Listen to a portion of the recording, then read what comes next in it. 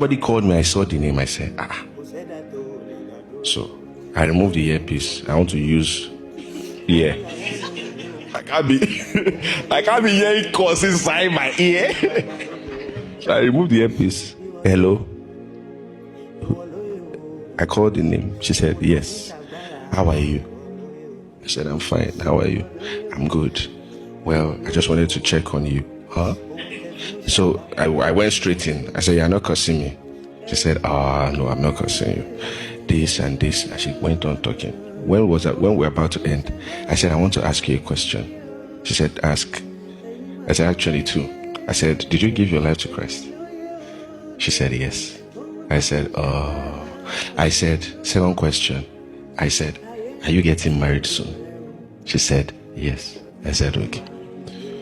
You see, if you cannot pray for them, pray that God settles you. Healing will come when you are doing better.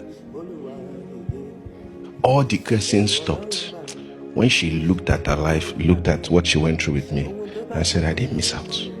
I'm here getting married to this doctor. I'm giving my life to Christ. I'm doing better. It wasn't a big deal after me. Thank God you left me. So if you cannot pray for them, make sure you don't pray against them. Just pray for yourself. Lord, do something beautiful with my life. I'm going to say it, and I'm not saying this with any offense because I'm in touch.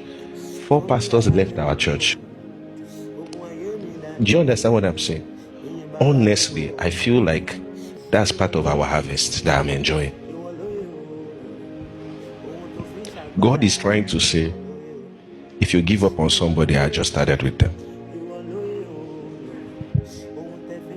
Thank God they left.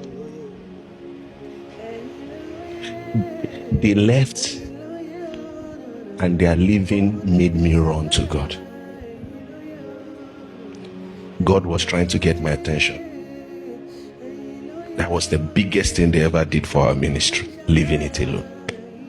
Anything that drives you towards God is not evil. I want you to write it down. Anything that happens to you that drives you towards God, please don't call it evil. It's the mercy of God.